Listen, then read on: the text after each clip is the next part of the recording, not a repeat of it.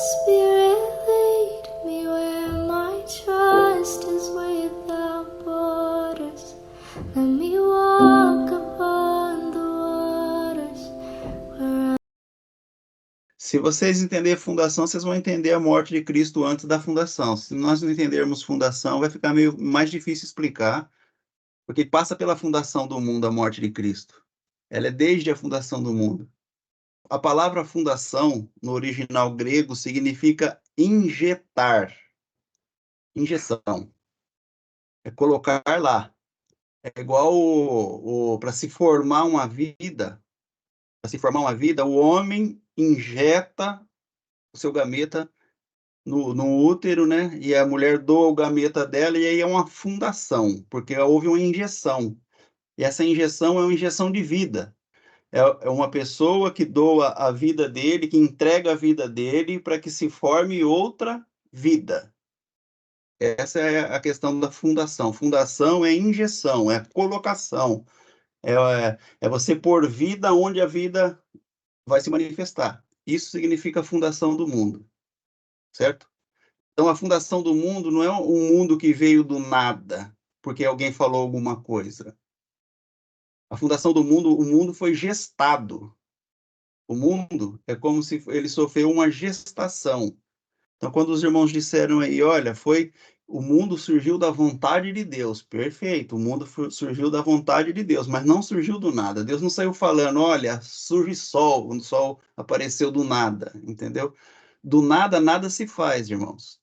Do nada, nada se faz. Nada se cria do nada, entendeu? Do nada é o vácuo. É a perdição eterna aí, que é o nada. Nada se faz do nada. Então, quando Jesus foi morto antes da... segundo essa morte que você falou. Oi, Bruno? Então, para ter essa fundação, foi onde ocorreu a morte, não foi? Exatamente, foi quando ocorreu a morte. Onde foi essa doação. Entendeu? A morte do cordeiro antes da fundação do mundo foi o quê? A criação dele. Foi a criação dele. E essa criação foi uma gestação. Então, nós temos que ir para a Bíblia agora, para que os irmãos entendam isso. Olha, vai lá em Filipenses capítulo 2. Então, haveria forma de ter vida se não houvesse morte? Jesus ele fala assim, olha, o grão de trigo, se ele não morrer, ele fica só. Olha, presta atenção, irmão, na revelação. O grão de trigo sozinho em todo o universo. Sozinho, na existência não tinha nada, estava o grão de trigo lá sozinho. Para que houvesse vida, o grão de trigo caindo na terra, ele precisa fazer o quê? Morrer, certo? E quando ele morre, o que acontece? A planta que nasce ali é o próprio grão, tá, irmãos? É o próprio grão, não é distinta do grão. Em essência, é aquele grão que está ali. Só que dali dela vai surgir muitas vidas, muitos grãos, entendeu? Olha a morte do grão aí ó, acontecendo. É a gestação de uma nova etapa de vida, entendeu? Então, o apóstolo Paulo ele explica assim, olha, no Filipenses capítulo 2, se os irmãos tiverem a Bíblia em mãos aí, vai ser muito interessante para nós entendermos isso aqui. Há alguma motivação por estar em Cristo? A pergunta que ele faz. Será que existe alguma motivação para nós estarmos em Cristo, irmãos? Depois que você entendeu que você está em Cristo, você ficou mais motivado ou você relaxou? Quando você entendeu que você estava em Cristo, qual foi a sua motivação a partir daí? Foi de relaxar e desfrutar que você está em Cristo? Ou foi outro tipo de motivação quando você entendeu que você já não precisa mais correr atrás de salvação? Há alguma consolação que vem do amor? Quando vocês entenderam o amor, a partir daí, houve alguma consolação que veio desse amor? Ou vocês ainda são carentes? Ou vocês ainda são dependentes de que alguém vos ama? Ou você já entendeu que são completos no amor? Nada está te faltando. Há alguma comunhão no Espírito, irmãos? A partir de agora, que você entendeu isso, que você está em Cristo, você já é uma pessoa que tem toda a comunhão em espírito, ou ainda você é carente de comunhão? Você ainda é faltante?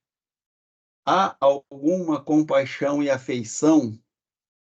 Você exala compaixão e afeição, ou você ainda é dependente de compaixão e afeição?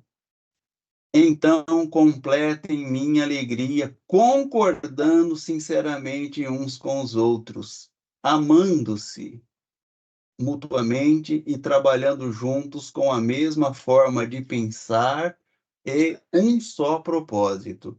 Então, tudo isso é para revelar o quê, irmãos? Um só propósito. Só existe um propósito para nós estarmos aqui. Só existe um propósito. Não são vários propósitos. E esse propósito não é um propósito nosso. É um propósito que veio do nosso Criador. É um propósito do Criador para ser revelado. Tá? Então, nós estamos aqui para revelar o propósito desse nosso Criador. Aí o apóstolo fala assim no versículo 3. Não sejamos egoístas.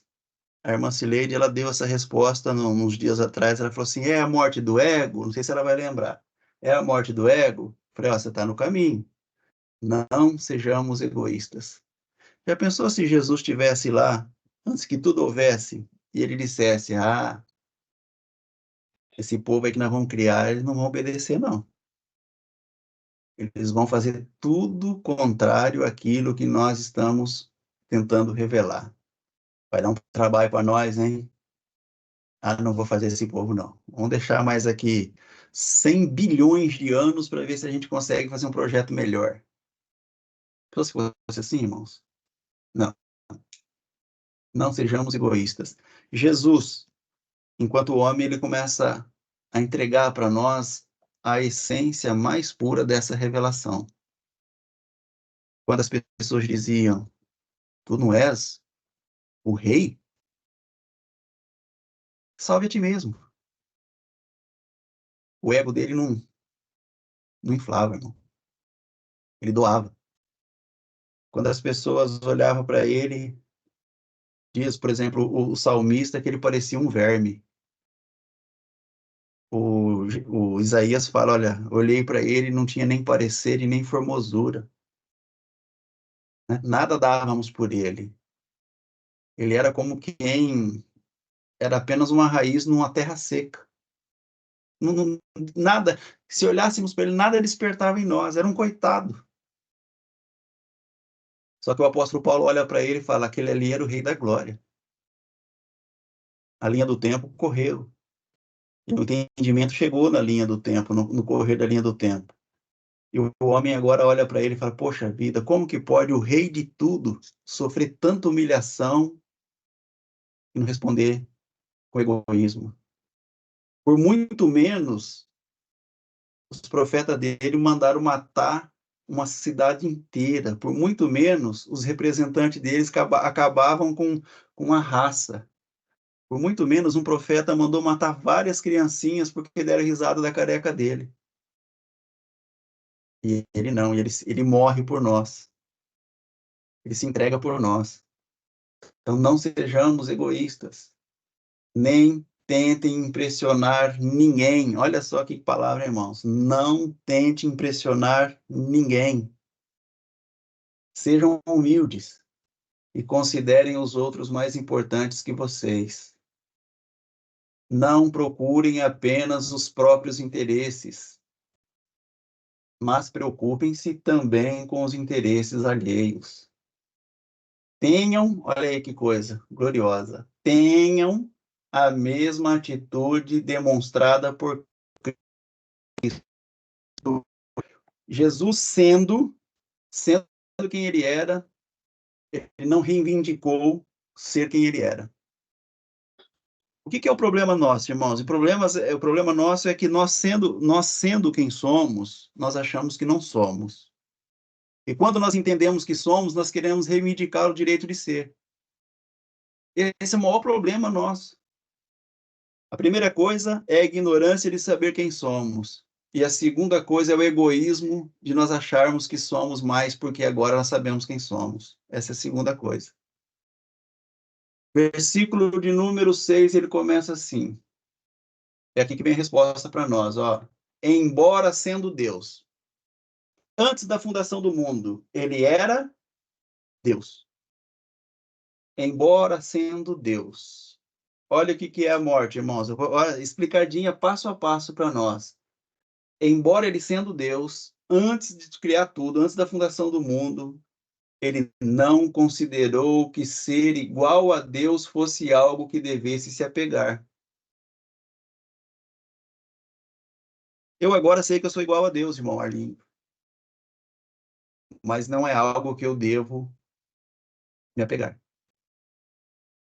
Porque se eu estiver aqui para revelar que sou igual a Deus, que sou espiritual, no sentido de eu me achar alguma coisa, do meu ego inflar em cima disso, e fala, bom, agora eu entendi que eu sou espiritual, que eu sou espírito, que eu sou filho de Deus. Agora eu estou entendendo que antes eles diziam que eu não sou.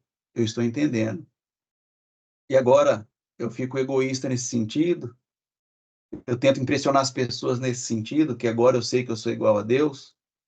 Isso não é você viver como filho de Deus. Viver como filho de Deus é você saber que você é igual a Deus. Você é exatamente como Deus é. Mas você não se considerar que o ser igual a Deus é algo que você deve se apegar. Em vez disso, em vez de você se apegar nisso para trazer para você um inflar de ego, o que ele fez? Ele esvaziou a si mesmo. O esvaziar a si mesmo é a morte do cordeiro antes da fundação do mundo. Para que ele pudesse gestar o mundo, para que ele pudesse criar as coisas, ele precisou esvaziar de si mesmo. Esvaziar de si mesmo, ele estava doando aquilo que ele é, porque o mundo não é criado do nada. O mundo veio à existência porque é o próprio Deus se entregando para que tudo fosse criado. E essa entrega é a morte do Cordeiro antes da fundação do mundo. Então, quando nós falamos morte do Cordeiro antes da fundação do mundo, nós queremos jogar isso automaticamente para as 3 mortes que é dita pela teologia. Ou morte espiritual, ou morte física, ou morte eterna. Só que nós não entendemos que essa morte aqui é uma entrega. E essa entrega não é por causa de uma obrigação. Isso aqui é uma escolha, é uma livre escolha. Eu escolho fazer a vontade de Deus. Eu que escolho fazer a vontade de Deus. Não me é imposto que eu faça a vontade de Deus. Não é uma obrigação imposta pelo próprio Deus que eu faça a vontade dele. Não, isso aqui é eu conhecendo, eu assumo a responsabilidade de querer fazer a vontade de Deus. Então, em vez disso, ele esvaziou a si mesmo. E ele se esvaziou o quê? Do que ele se esvaziou? Se esvaziou do quê? Dele mesmo. Dele mesmo. Estava se esvaziando de si mesmo. Então, tudo que existe, irmãos, existe por causa de quê? De Cristo. Tudo que existe, existe por causa do Cristo. Não tem como existir nada se não vier dele, porque é ele que é essa manifestação. Esse esvaziamento de si mesmo é que faz com que todas as coisas surjam. Em vez disso, ele esvaziou a si mesmo. Ele assumiu a posição de escravo. O Criador de tudo, irmãos. Aquele que tudo fez. Aquele que o João fala assim, olha, sem ele nada se fez. Então, tudo foi gestado dele. Ele é o pai de todas as coisas. Por isso que Jesus ele vem para fazer uma tratativa com as pessoas, de ensinar para as pessoas que Deus ele é o pai. Mas ele não é o pai só do ser humano. Ele é o pai de tudo. Porque tudo surgiu a partir dele, da injeção dele. Ele injetou isso. Ele gestou todas as coisas.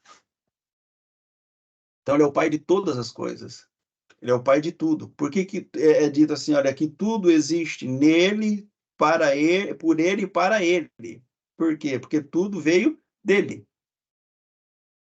Aí é dito assim, irmãos, olha, assumiu a posição de escravo e nasceu como ser humano. Aqui a gente tem que dar uma parada aqui para entender o que o João revela lá no capítulo 1 do livro de João. Ele veio, então, para ser humano. Isso aqui nós precisamos entender, irmão, que é uma revelação de uma totalidade, tá? Não é uma revelação temporal, não é algo para o tempo ali, para aquela época, igual muitos costumam dizer. Não, isso aqui é uma revelação eterna. Isso aqui é uma palavra eterna de revelação. Então, o João, capítulo 1, versículo 1, ele diz assim, olha, no princípio, aquele que é a palavra já existia. Já existia, ele sempre existiu, ele é de existência eterna. Sempre existiu. A palavra estava com Deus e a palavra era Deus. O verbo era Deus. O logos era Deus. Quando ele diz isso aqui, ele está colocando no sentido do logos, tá, irmãos? Do logos. Não é uma palavra, apenas uma palavra, ou um verbo, apenas um verbo. É o logos. Na semana passada eu disse para vocês que Deus, ele é belo. E se ele é belo, ele brilha. E se ele brilha, ele é intensidade. Então, essa palavra aqui é essa intensidade. É a sua expressão na maior intensidade que se possa ter. Esse é o logos. Só que o logos por si só, irmãos, por si só, o logos, ele é enorme, ele é grandíssimo. Ele é imensurável. Só que o logos tem que trazer para o rema. Ele tem que manifestar o rema. Aí você volta naqueles estudos nossos lá atrás, para você entender logos, rema. Tá tudo explicadinho. Ontem eu falava com o nosso irmão Valdecir Cândido, isso aqui é uma mensagem para aqueles que querem entender mesmo. Ontem eu falava com o meu irmão Valdecir Cândido, e o irmão Valdecir Cândido, com toda certeza, é a pessoa que mais assiste o canal Tua Graça Me Basta. Eu creio que não tem nenhum outro que assiste tanto quanto ele. O Valdecir Cândido, ele costuma assistir 6, 7 vídeos por final de semana da Tua Graça Me Basta. E ali nós temos estudos aí, irmãos, que são extraordinários, são uma sequência complementar. Para que eu possa entender isso aqui hoje, se eu pegar todas as sequências de vídeos nossos no canal, é fácil você entender. Por quê? Porque isso aí foi explicado desde há 4 anos, há 3 anos está sendo explicado sempre isso aqui. E às vezes, para quem chega de imediato assim, fica mais complicado de entender, porque não tem a base que nós trouxemos desde lá de trás, a criação, a manifestação da criação, a revelação da criação, depois o tempo de Deus qual é, o tempo dos homens qual é, o amor de Deus qual é, o amor dos homens qual é, a vida na sua expressão total qual é, a vida biológica qual é, a vida do psique qual é. Então, existe a bios, existe a psique, mas existe, então, a zoe. Só se a pessoa não entende essas coisas, irmão, ela fica deficitária para aprender a totalidade da revelação. Aí vem os questionamentos, porque não entende a essência, vai questionar depois aquilo que está no tempo e espaço. E é uma naturalidade, isso é uma coisa normal, porque se eu não entendo a base, se eu não entendo a fundação, como que eu vou entender a revelação? Fica difícil para que a pessoa possa entender. Então, o apóstolo João aqui, ele diz assim, olha, ele existia no princípio com Deus. Isso aqui nós estamos falando no princípio, antes da injeção do mundo, antes da gestação do mundo. Não é um alicerce cavado e posto lá para que sustentasse em cima dele, não. Isso aqui é uma gestação. É como se o homem se encontrasse com a mulher e injetasse na mulher um gameta, que esse gameta, que é a vida, pudesse ser revelado, ser posto para fora e revelado. É o mesmo processo. É Deus que gesta o mundo, depois ele revela esse mundo. Esse mundo nasce de Deus. Por isso que vem a existência esse mundo, ele nasce de Deus. E aí, então, é dito assim, olha, por meio dele, Deus criou todas as coisas. Ele existia no princípio com Deus e por meio dele, Deus criou todas as coisas. Olha o que esse homem entendeu, irmãos, que ele traz de revelação para nós. E sem ele, nada foi criado. Então, a pessoa achar que existe alguma coisa criada, que não seja de Deus, é porque ela não conhece isso. Todas as coisas criadas, elas foram criadas em Deus, e a partir de Deus, e por Deus, todas as coisas criadas. Aquele que é a palavra possuía a vida. Ele possuía a vida. Mas para que as coisas viessem a existir, irmãos, ele tinha que fazer o quê? Ele tinha que dar essa vida, certo? Se eu sou o possuidor da vida e eu preciso que as coisas vivam, elas só podem viver se eu doar da minha própria vida. E o doar dessa própria vida é morte. Porque eu estou doando vida, então eu estou morrendo. Eu estou morrendo, em tese, tá, irmãos? Isso aqui não é literal, ele não é uma morte literal. A cada vida que eu estou doando, eu estou me desfazendo. Eu estou me desfazendo. Eu estou me desfazendo, porque eu estou doando de mim mesmo. Então, quando Deus ele faz o Adão do pó da terra, do barro da terra formada, criada, ele faz o Adão, para que o Adão possa viver, isso aqui é simbólico, viu, irmãos? Para que o Adão possa viver, o que Deus faz? Ele sopra nas narinas do Adão. A pergunta é, o que Deus soprou nas narinas de Adão? Deus tem vento dentro dele, irmãos? Ele sopra vento? Não. Deus respira? Não. Deus não tem vento dentro dele. Então, o que ele soprou nas narinas de Adão? A própria Bíblia responde. Ele soprou o seu próprio ser. Ali saiu Deus para entrar em Adão. Foi Deus que entrou em Adão. Foi um tanto de Deus, foi uma porção de Deus que entrou em Adão. E essa porção de Deus só é possível quando há morte. Não no sentido literal, estou frisando bem, não no sentido literal, mas da entrega. É uma entrega. Nós conhecemos morte, eu vou deixar bem frisado aqui, no sentido de morte sendo o fim. Para nós, morte é o fim. Para Deus, morte é o início de tudo. Morte é a revelação da vida. Então é dito assim, aquele que é a palavra possuía a vida e a sua vida trouxe luz a todos. A sua vida, a vida de Deus foi que trouxe luz a todos nós.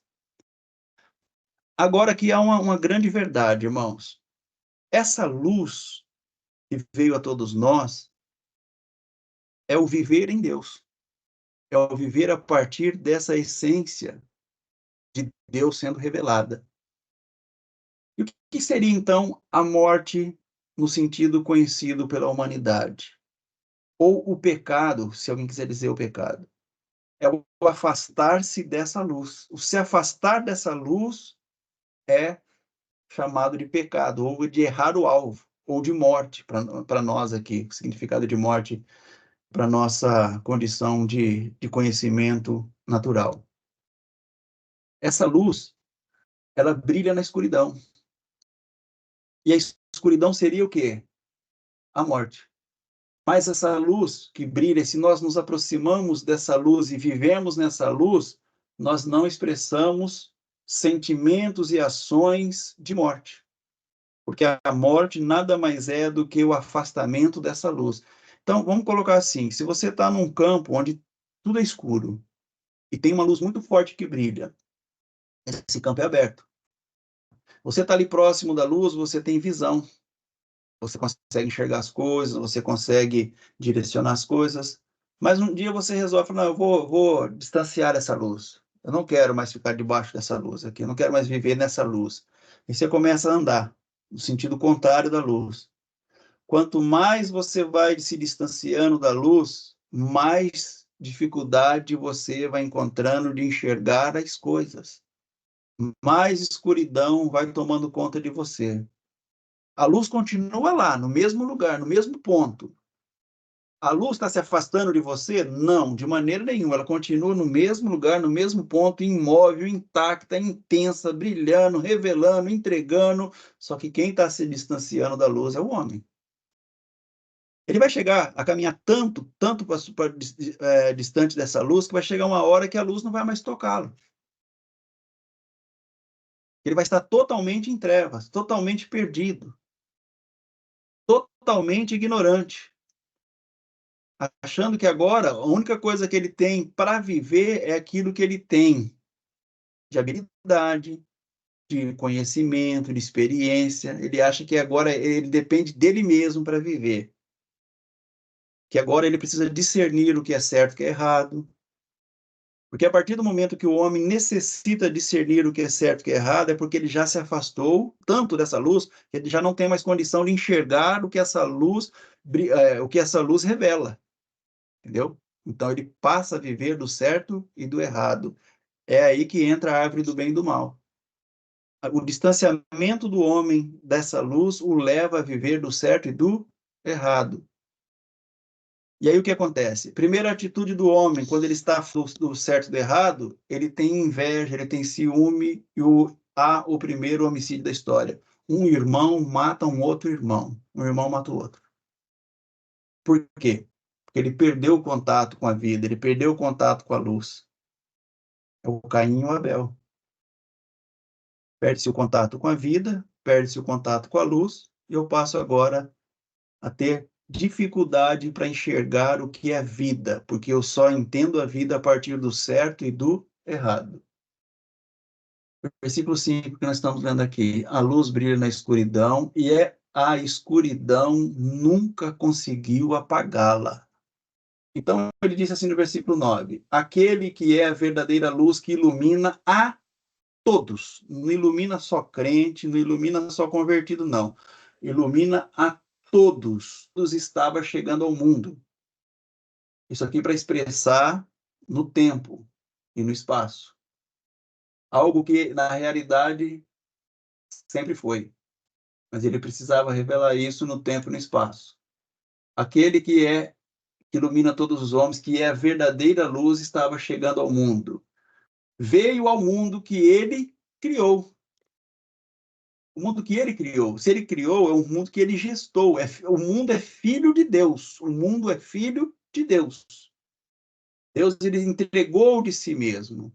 Você lembra que na criação é dito assim, olha, Deus fez as árvores conforme as suas espécies, conforme a sua semente, os animais conforme a sua espécie. E a Bíblia vai citando, conforme tudo conforme a sua semente, conforme a sua espécie. Quando chega no homem, ele não fala que o homem foi feito segundo a sua espécie. Ele fala que o homem é segundo a expressão da verdade e da vontade de Deus. O resto tudo foi feito conforme a espécie. E o homem foi feito à imagem e semelhança de Deus. O único ser feito à imagem e semelhança de Deus. Por quê? Porque o mundo gestado por Deus tem o homem que é a expressão máxima dessa gestação, que é a revelação máxima desta gestação. Então ele veio ao mundo que criou, mas o mundo não reconheceu.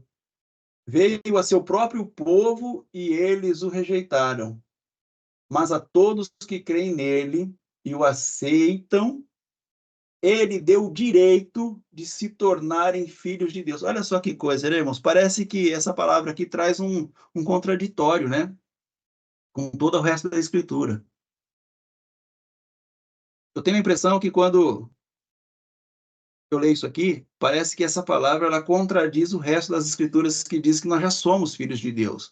E aqui parece que o João está dizendo o seguinte, olha, só tem o poder de se tornar filho de Deus aquele que recebe ele. É nisso que as igrejas se apegam. Porque dá essa impressão mesmo que ele está dizendo isso. Só que o que significa isso aqui, irmãos? Será que essa parte está contradizendo o resto da Bíblia? Não está. Ela não está contradizendo. O que acontece? Eu estou dizendo para os homens, para vocês, os homens se afastaram dessa luz. E quando os homens se afastaram dessa luz, esses homens passaram a viver de si mesmos. Você lembra a passagem de um pai que tinha 2 filhos, a parábola de um pai que tinha 2 filhos? E que o filho mais novo, ele chega para o pai e fala assim, pai, devolve a Bia os que me cabe. Devolve a vida que me cabe. Eu quero a vida que me cabe. Eu quero viver a minha própria vida. Eu não quero viver na casa do Senhor. Eu quero viver a minha própria vida. E para eu viver a minha própria vida, eu quero me distanciar do Senhor. E o pai não nega para ele isso. Vai dar a ele o direito dele viver a sua própria vida. Aí você quer discernir o que é bem, o que é bom, o que é bem, o que é mal para você? Vai. Pode ir. Só que o pai fica esperando todo o tempo. Todo o tempo. Aquele menino que saiu de casa deixou de ser filho do pai? Não. Não deixou. Em momento algum, ele sempre foi filho. Mesmo estando distante da luz, mesmo estando distante da casa do pai, mesmo fazendo o que ele achava que estava certo, mesmo fazendo o que ele achava que ele deveria fazer, ele continuou a sua caminhada. E o pai nunca foi lá atrapalhar a vida dele para que ele voltasse. Vou começar a atrapalhar a vida dele, eu vou fazer meus contatos aqui, vou fechar os caminhos dele, ele vai ter que voltar para casa. Não, o pai deixou ele viver. É assim que acontece com a gente, irmãos. É a mesma coisa que acontece com a gente. Mas em determinado período da vida, de tempo, as coisas vão acontecendo, você está longe da luz, né? Você não tem mais o cuidado da luz, você está distante da luz. Mas você ainda mantém a vida que foi trazida por essa luz. Aquele menino ainda carregava no seu ser, no seu íntimo, no seu âmago, a semente daquele pai.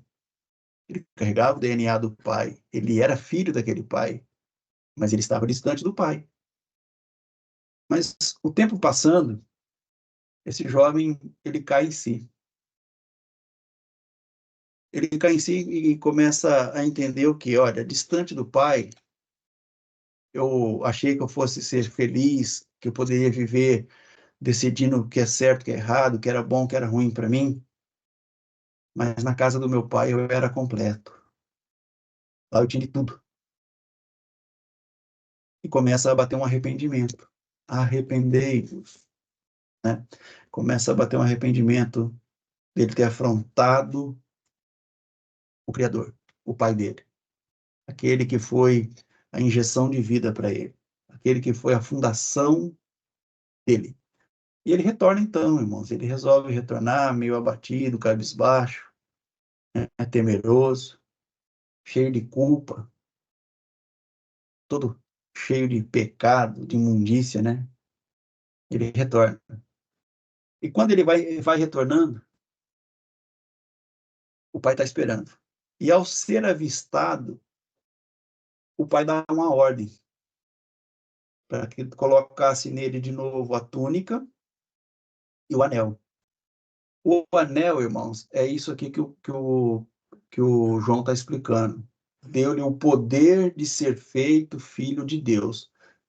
Não é que ele se tornou filho naquela hora, mas a partir da hora que ele retorna para a luz, o que acontece? Ele já se vê na autoridade de filho. Então, os filhos de Deus não são formados nessa vida física. Os filhos de Deus são formados na criação, é na vida espiritual. Que, embora se afaste dessa luz, se afaste de Deus, a qualquer momento que ele se voltar para a luz, ele recebe de novo o título, a condição, o poder, a essência dessa filiação. Ele se torna novamente aquilo que ele deixou por si só, por conta própria, de ser, mas que Deus nunca considerou que ele fosse. Então, ele vem ao mundo, o mundo não recebe, mas ele é rejeitado, mas quem crê nele volta, né, para casa, volta para a luz e volta com todos os direitos de filho. Não foi o pai que tirou esse direito dele, foi ele próprio que deixou esse direito de filho. Então, irmãos, a morte de Jesus na eternidade, vou botar Filipenses para continuar explicando aqui para os irmãos, você pode ter certeza de uma coisa, não é física, não é espiritual e não é com a morte que finda na eternidade. É uma morte que se inicia na eternidade. É o início de todas as coisas.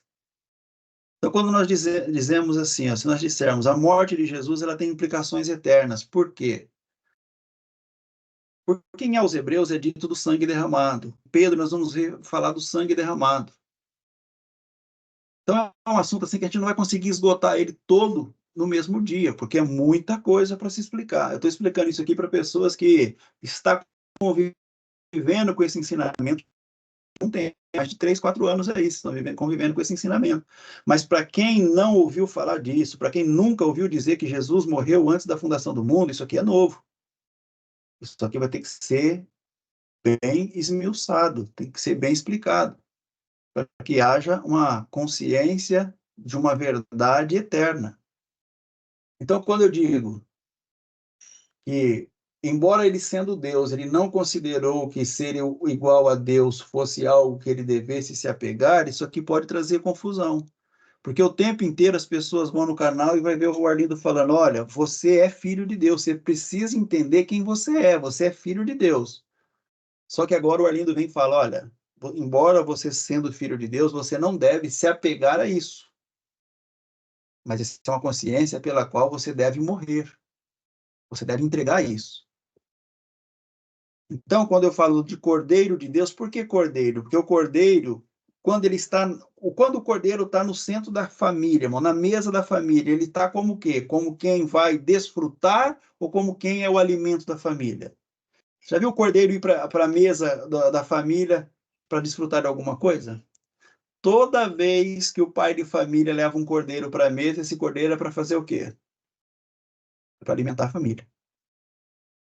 Esse cordeiro não vai comer na mesa da família, na mesa principal da casa, um cordeiro vai estar comendo lá? Não, nunca.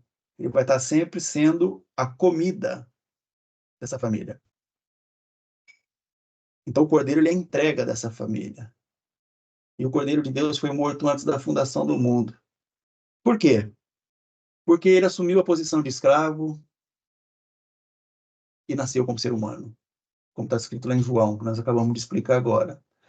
Quando ele veio em forma humana, para revelar para nós o que aconteceu antes da fundação do mundo, ele veio em forma humana. Mas quando ele veio em forma humana, ele humilhou-se e foi obediente até a morte e morte de cruz. Então, até a morte de cruz, da hora que Jesus começou a se revelar aqui como filho, até a morte de cruz, era ele mostrando para nós o que é morrer antes da fundação do mundo. Está na cara nossa aqui, só que a gente não conseguia enxergar. Então, quando a humanidade vinha para ele e batia nele, ele tinha todo o poder para acabar com aqueles que estavam batendo nele. Mas ele usava o poder para isso? Pelo contrário, ele se esvaziava do poder e aceitava aquela condição que ele estava ali, porque ele entendia que a humanidade precisava compreender que a partir dos atos dele fosse revelado o que é ser um filho de Deus. Eu lembro que a primeira vez que eu expliquei para os irmãos o que é sofrer a iniquidade, ou o que é revelar essa iniquidade, irmão, foi meio chocante para os irmãos que ouviram pela primeira vez. Que a iniquidade é o meu direito exigido, isso é minha iniquidade. Isso foi meio chocante para os irmãos, inclusive foi para mim quando eu entendi também que é o meu direito exigido. Jesus ele tinha direito de não morrer naquela cruz, porque ele não tinha nada que pudesse ser acusado. Mas ele aceita a morte de cruz. Por que ele aceita a morte de cruz? Porque ele estava na expressão do que é ser amor, do que é revelar amor. Então ele aceita a morte de cruz. Quando as pessoas arrancam a barba dele, isso dói, dói. A carne sente. E por que ele não revidou, irmão Arlindo? Porque ele estava vazio. Ele estava vazio de poder. Ele estava vazio de ego. Ele estava vazio de repreensão. Ele estava vazio de acusação. E isso é a morte do Cordeiro. Então, eu assumi nessa posição, irmão, de estar no lugar do outro, para que o outro entenda o lugar dele exato, É a morte. É essa morte que nós estamos falando. Então, quando ele assume essa posição de escravo e nasce como ser humano para revelar essa morte eterna, ele veio e se humilha e obedece até a morte de cruz. O que acontece? No versículo 9, o apóstolo Paulo diz assim, olha, por isso Deus o elevou ao lugar de mais alta honra e lhe deu o nome que está acima de todos os nomes, para que, ao nome de Jesus, todo joelho se dobre, nos céus, na terra e debaixo da terra. Então, era como se houvesse uma expectativa da criação, olhando para ele e dizendo, ele não vai aguentar, ele vai se revelar. Ele precisa se revelar como rei. Ele precisa se revelar como filho de Deus. Ele precisa fazer alguma coisa. Não é possível que ele vai sofrer tanta humilhação e não vai fazer nada. Essa era a expectativa do universo, da criação. Mas ele não. Ele estava se revelando totalmente como vazio. Bem-aventurados os pobres de espírito. Tem muita gente que já leu isso, mas não entendeu isso. Bem-aventurados os pobres de espírito. O maior pobre de espírito está se revelando agora. E qualquer um outro que tivesse algum resquício do poder do espírito, revidaria essas ações. Revidaria tudo o que estava acontecendo. Pai, perdoa-os. Você acha que o Rei da Glória, irmãos, o Rei da Glória precisava passar por essa humilhação? Ele quis. Ele assumiu essa responsabilidade e se doou, se entregou. Então, essa morte aqui na cruz é apenas a revelação daquilo que aconteceu antes da criação do mundo. Continuando lendo aqui, tem muito assunto gostoso, irmãos, só que a gente teria que ter tempo e paciência, né? Ele diz assim, olha, o apóstolo Paulo, já pulei lá para o versículo 12, tá?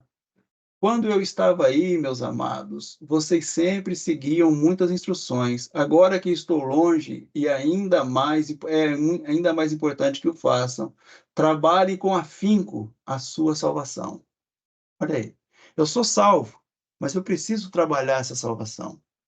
Trabalhe com afinco essa salvação. Como, o irmão Paulo? Obedecendo aquilo que Deus é. Obedeça a Deus com reverência e temor. Esvazie-se. Não revide. Não cobre o seu direito. Abra mão do seu direito. Viva a paz. Viva o amor. Viva a entrega. Não reivindique o seu direito. Abra mão do seu direito em favor de alguém. Ah, mas eu não conheço a pessoa. Não tem problema, é teu irmão. Por exemplo, se o teu irmão apresentar uma oferta da terra e você apresentar uma oferta espiritual e a sua oferta espiritual for aceita e a da terra não for aceita, não mate o seu irmão porque a oferta dele foi aceita. Não mate. Não deixe com que a soberba entre. A soberba precede a queda. Não deixe com que a inveja entre. Se entregue. Dê aos outros o valor acima daquilo que você se dá. Isso é entrega, isso é você frutificar. Né? Versículo 13. Pois Deus está agindo em vocês, dando-lhes o desejo e o poder de realizarem aquilo que é do agrado dele. Então, você tem essa condição de realizar aquilo que é do agrado de Deus. Nós temos essa condição. Façam tudo sem queixa. Não queixe de nada, irmãos. Sem discussão. Não discuta com ninguém, com nada. De modo que ninguém possa acusá-los. Levem uma vida pura e inculpável como filhos de Deus. O filho de Deus, ele não está aqui, irmãos, porque está faltando para ele alguma coisa. O Filho de Deus ele está aqui porque ele entendeu que ele é completo e não lhe falta nada. Falta salvação para o Filho de Deus? Não. Falta vida eterna para o Filho de Deus? Não. Falta dinheiro para o Filho de Deus? Não. Falta amor para o Filho de Deus? Não. O Filho de Deus ele é carente? Não. O Filho de Deus é desesperado? Não. Ele é paciente. O Filho de Deus ele está em disputa com o diabo? Não. Ele é liberto. O Filho de Deus precisa provar alguma coisa? Não, ele se prova a si mesmo. O que ele prova é ele mesmo. É ele que é a prova daquilo que ele é. Ele precisa provar alguma coisa para alguém? Não. Ele precisa responder para alguém? Não. Ele deve alguma coisa para alguém? Deve o amor, deve a paz que ele é, deve a vida que ele tem. É isso que ele deve para as pessoas. Isso que é ser filho de Deus. Levem uma vida pura e inculpável como filhos de Deus, brilhando como luzes resplandecentes num mundo cheio de gente corrompida e perversa. Você depende de que as pessoas se convertam para você ser o que você é? Não. Você depende da cidade para ser uma bênção, que a cidade seja uma bênção para você? Não. Você depende de que o dia seja uma bênção para você? Não. Você depende do que o mês seja um mês abençoado para você? Não. Você depende de pessoas que te aceitem, que gostem de você, que façam tudo por você? Não, você deve fazer tudo por elas. Você é a bênção da tua casa, você é a bênção da tua família, você é a bênção do seu dia, você é a bênção do seu mês, você é a bênção da sua cidade, você é a bênção do seu tempo.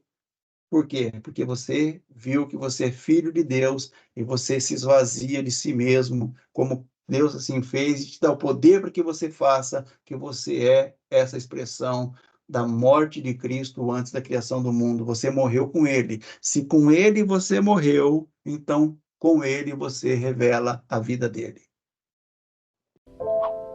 Take me deeper than my feet could ever wander, and my faith would be made stronger in the presence of my Savior. Spirit, lead me where my trust is without borders. Let